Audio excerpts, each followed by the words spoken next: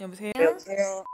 님 안녕하세요. 이상현 변호사인데요. 그 배우자는 소득이 있으세요? 없어요. 거진 없는 식이죠. 어떤 근데 둘째가 태어난 게 이제 돌밖에 안 돼가지고요.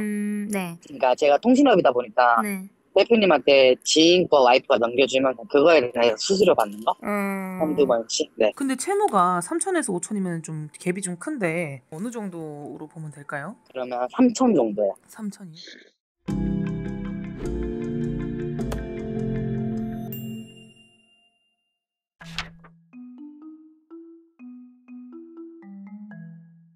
이분은 누구냐면 방금 말씀드린 분 배우자예요.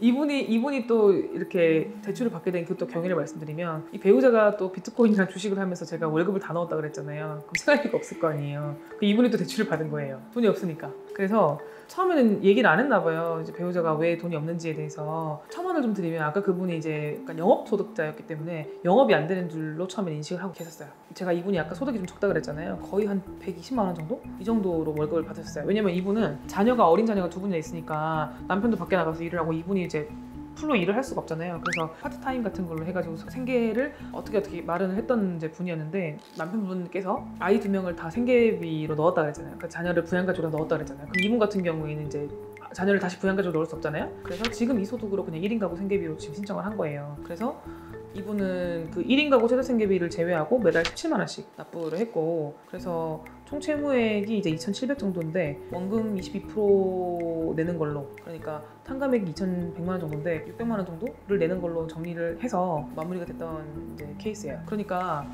여기서 이제 얻을 수 있는 교훈은, 내가 잘못하면 가족까지 고통을 받게 된다라는 점을 잘 인지를 해서 쉽게 그런 도박이나 코인이나 주식의 늪에 좀 빠지지 말자, 뭐 이런 얘기를 좀 드리고 싶네요. 가족이 원래 그런 거 아닌가요? 가족이 원래 그런 게 아니죠. 힘들면 같이 힘든 거죠.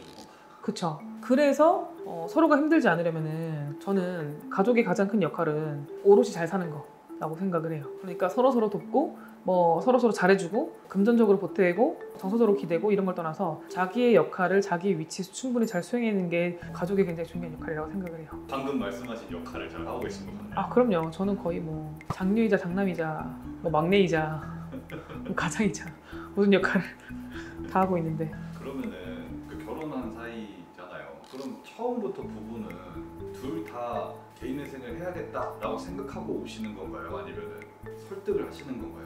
아, 완전 여러 가지 케이스가 있는데, 어떤 경우에는 본인이 왔는데 본인은 하지 말라고 하고 배우자 시키는 경우도 있어요. 그리고 어떤 경우에는 둘 다 시키는 경우도 있고, 어떤 경우에는 텀을 두고 누가 먼저 하자 해가지고 이제 시키는 경우도 있고. 뭐가 더 유리할지. 그쵸. 그런 것들을 판단을 해보고, 어쨌든 고려해야 될 거는 누가 더 탕감이 많이 되냐 이런 걸 떠나서 누가 가장 먼저 정리되는 게 맞느냐, 그리고 아이들을 고려했을 때 그러니까 누구의 신용을 먼저 죽이는 게 맞느냐, 뭐 이런 거랑 재산 상황이 어떠하냐, 누가 더 했을 때 효과가 좋냐, 뭐 이런 것들을 다 같이 고려하는 거죠. 방금 설명하신 분은 네. 어떤 케이스죠, 그 중에서? 이분은 남편분이 먼저 찾아오신 케이스고, 남편분이랑 상담을 하면서 아내분도 상당한 채무가 있다는 걸 알았고, 또 아내분도 120만 원을 가지고, 보시기에는 2,700만 원이 작아 보이지만 2,700만 원 원리금 갚으면서 하는 게 거의 불가능해요. 그러니까 법원에서 2천만 원에 탕감을 해준 거죠. 그러니까 그 정도의 케이스가 됐었던 거죠. 사실 제가 제일 말씀드렸듯이 부부는 같이 하는 게 가장 효과적이긴 해요, 일반적으로는. 근데 왜 이게 자꾸 나눠서 이렇게 하냐면은, 보통은 한 분이 해당 사항이 안 되거나 뭐 이런 경우들이 많아서, 뭐 예를 들면 아까 같은 케이스에서 남편이 거의 100% 변제다 이러면 어떻게 보면 이 사람 입장에서 시간을 끄는 게 나을 수도 있거든요, 어떨 때는. 그러면 이제 먼저 탕감의 효과가 좋은 아내분부터 시작하기도 하고, 그리고 이제 어떤 경우에는 서류 준비가 굉장히 어려운 분들 같은 경우에는 서류를 둘이 같이 준비시키기 위해서 같이 들어가기도 하고 뭐 그래요. 그러면 이제 부부가 같은 분한테 배당이 되거든요, 같은 회생위원님한테. 어쨌든 이 케이스는 남편분이 개인의 생으로 상담을 왔는데 네. 얘기하다 보니까 네. 아내분도 진행하시죠 해가지고 이제 네, 맞아요. 진행하게 된. 네.